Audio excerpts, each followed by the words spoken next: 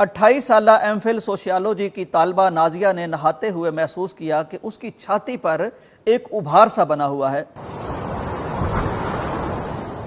ये वीडियो उन लोगों के लिए है जिनकी बेटियां हैं, जिनकी बच्चियां हैं, जिनकी ख्वातीन हैं, और खुद ख्वातीन के लिए कि किस तरह ये कहानी बताती है कि एक खातून अच्छी भली नौजवान, यंग, सेहतमंद, तालीम याफ्ता देखते ही देखते कैसे कब्र में उतर गई। डॉक्टर उज़ैर सरोया लिखते हैं कि 28 साल एमफिल सोशियोलॉजी की तालबा नाजिया ने नहाते हुए महसूस किया कि उसकी छाती पर एक उभार सा बना हुआ है।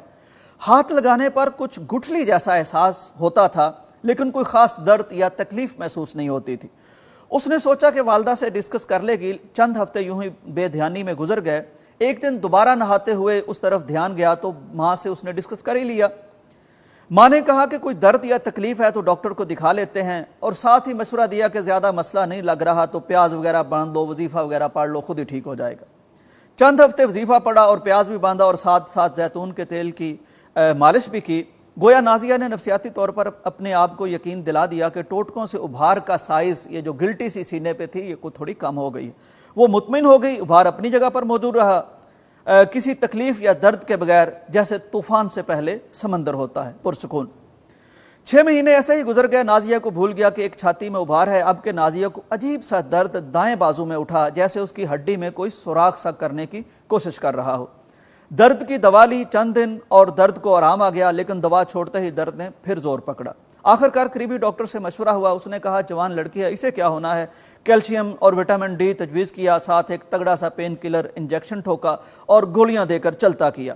फिर से आर्जी आराम आ गया, लेकिन दवा का कोर्स ख़त्म होते फिर वही तंगी, फिर वही दर्द। उसने अपनी डॉक्टर दोस्त को कहकर सरकारी हॉस्पिटल से एक्सरे करवाया। एक्सरे करवा के हड्डी वाले डॉक्टर के पास ले गई। उसने एक्सरे देखकर कहा कि इसमें कुछ गड़बड़ लग रही है, आप इसको ज़रा कैंसर आउटडोर में दिखा कर आएँ। और यूं मेरी नाजिया से पहली मुलाकात का बंदोबस्त हुआ। ये डॉक्टर साहब, डॉक्टर उज़ैर साहब अपनी बता रहे हैं कि कैसे उस पेशेंट से मुलाकात हुई। नाजिया ने मुझे सलाम करके एक्सरे पकड़ाते हुए कहा कि इसे बाजू की हड्डी में दर्द की शिकायत है। मैंने एक्सरे देखते ही हड्डी का पूछने के बजाय उसे पूछा, आपको जिस्म में कहीं कोई गिल्टी महसूस होती है? जिसके जवाब में उसने कहा कि हाँ, बस छाती में उभार सा था, लेकिन वजीफे और मालिश से बेहतर हो गया, लेकिन अभी थोड़ा सा बाकी है। वो थोड़ा सा उभार चेक करते ही अलार्म बजने लगा। रिपोर्ट्स में चौथी स्टेज का इंतहाई अग्रेसिव ब्रेस्ट कैंसर निकल आया, जिसकी जड़ें हड्डियों में ही नहीं बल्कि जिगर, फेफड़ों और मुख्तलिफ जगह पर फैल चुकी थी। नाजिया के इलाज का दुरानिया लगभग 18 माह का था। जिंदगी के आखिरी 4 माह उसने बहुत तकलीफ में गुजारे। बिस्तर पर माजूरी के आलम में वो कभी कभार अपने दिल की बातें भी किया करती थी। वो शादी करना चाहती थी, डिग्री मुकम्मल करना चाहती थी, माँ बनना चाहती थी, कुछ और जीना चाहती थी, लेकिन मुकद्दर का फैसला कुछ और ही था। डॉक्टर साहब कहते हैं कि शायद हमारे इर्द गिर्द बहुत सी नाजिया मौजूद हों, क्योंकि हर 9 में से एक खातून अपनी ज़िंदगी में इस ब्रेस्ट कैंसर का, इस गिल्टी का, इस तरह के हालात का ज़रूर शिकार होती है। ख्वातीन को बताने और समझाने की ज़रूरत है कि छाती में तब्दीलियां हों तो डॉक्टर से मशवरा करने में कभी भी ताख़ीर मत करें। पहली स्टेजेस में अगर हम इस बीमारी को, कैंसर को पकड़ लें तो अल्लाह की मेहरबानी से उसे जड़ से उखाड़ने के चांसेस बहुत ज़्यादा होते हैं।